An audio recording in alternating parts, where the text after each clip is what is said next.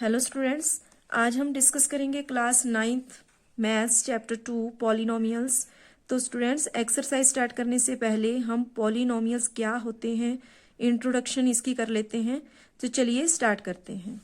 तो students, chapter का नाम है पॉलिनोमियल्स। तो पॉलिनोमियल्स होते क्या हैं?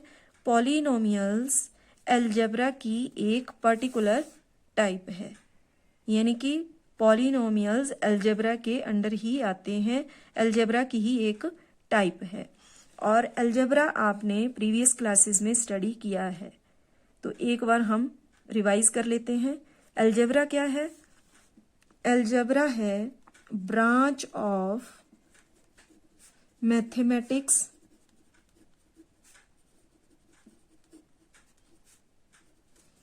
जिसमें वेरिएबल्स का यूज करते हुए हम वेरिएबल्स का यूज करते हुए प्लस माइनस मल्टीप्लाई और डिवीजन करते हैं। ठीक है, अलजेब्रा मैथमेटिक्स की ऐसी ब्रांच जिसमें हम वेरिएबल्स का यूज करते हुए प्लस माइनस मल्टीप्लाई और डिवीजन के क्वेश्चन सॉल्व करते हैं। तो यहाँ पे हमने एक वर्ड यूज किया वेरिएबल्स। तो वेरिएबल्स एंड कांस्टेंट होते क्या हैं? स्टूडेंट्स, अलजेब्रा के क्वेश्चन जब आप 8th क्लास में करते थे तो वहां पे आप यूज करते थे जैसे 5x 2p 10q। तो यहाँ पे ये जो x p q ये क्या है? ये है वेरिएबल्स। बोलने का मतलब ये है कि जो आपके इंग्लिश लेटर होते हैं उन्हीं को हम एज अ वेरिएबल यूज करते हैं। ठीक है, और दूसरा है आपका कांस्टेंट। तो कांस्टेंट क्या होते हैं? कांस्टेंट एक फिक्स्ड वैल्यू होती है, किसी पर्टिकुलर सिचुएशन में एक फिक्स्ड वैल्यू, उसे ही हम कांस्टेंट कहते हैं। और वेरिएबल कैसे होते हैं? वेरिएबल्स का नेचर कैसा होता है? जैसे इसके नाम से ही हमें पता चल रहा है, वेरिएबल जो वेरी करें, सिचुएशन के हिसाब से जो वेरी करें वही वेरिएबल होंगे। ठीक है, तो वेरिएबल कैसे होते हैं? जो चेंज होते रहें, चेंजेबल।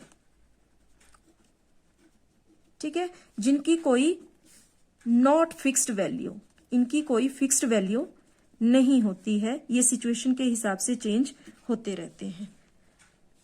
तो ये डिफरेंस होता है वेरिएबल और कांस्टेंट में। ठीक है, फॉर एग्जांपल मान लो आपको एक स्क्वायर दिया है, उसकी लेंथ है x और आपको पैरामीटर निकालना है। तो आपका पता है पैरामीटर ऑफ स्क्वायर होता है 4 इंटू साइड। तो 4 साइड है आपकी x, तो ये हो गया 4x। अनदर केस है आपके पास जिसमें आपको लेंथ दे रखी है, x की बजाय आपको लेंथ दी है y।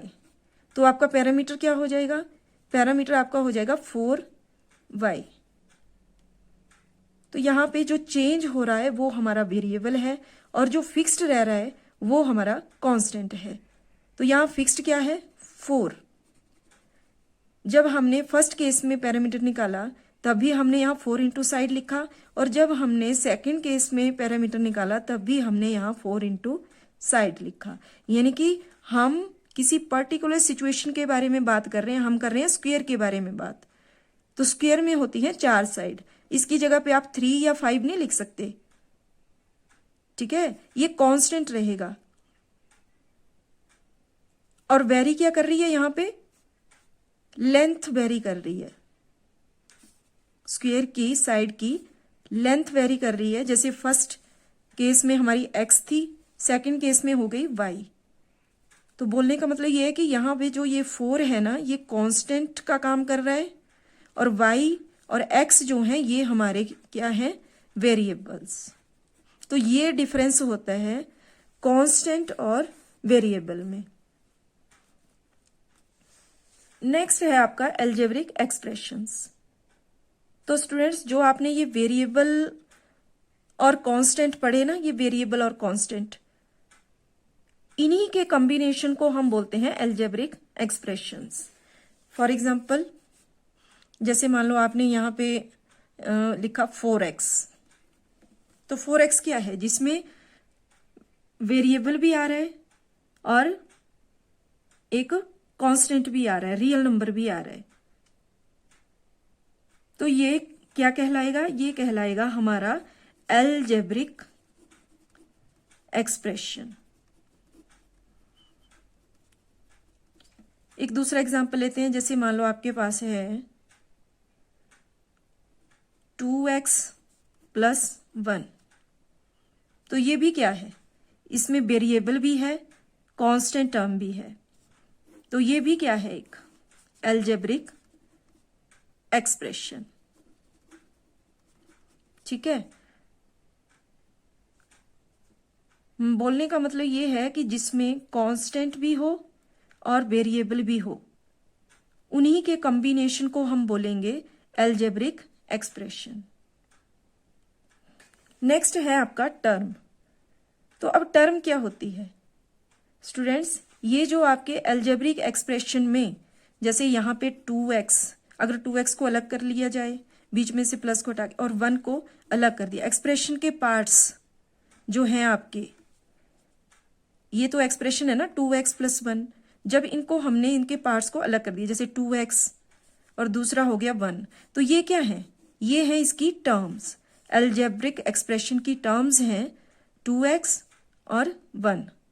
और जैसे इसमें 4x में क्या है, 4x क्या है, 4x भी एक अलजेब्रिक एक्सप्रेशन है, और इसमें कितनी टर्म है, अगर आपसे पूछें कि इसमें बताओ 4x में कितनी टर्म है, तो आप बोलेंगे कि इसमें 1 टर्म है, 1 टर्म। और 2x प्लस 1 में कितनी टर्म्स है, इसमें 2 टर्म्स हैं, एक हो गई 2x और दूसरी हो गई 1, तो इसे कहते हैं हम टर्म्स। तो स्टूडेंट्स इंट्रोडक्शन पार्ट 1 में हम इतना ही करेंगे। इंट्रोडक्शन पार्ट 2 में हम और कुछ बेसिक इंफॉर्मेशन कलेक्ट करेंगे पॉलिनोमियल्स के बारे में।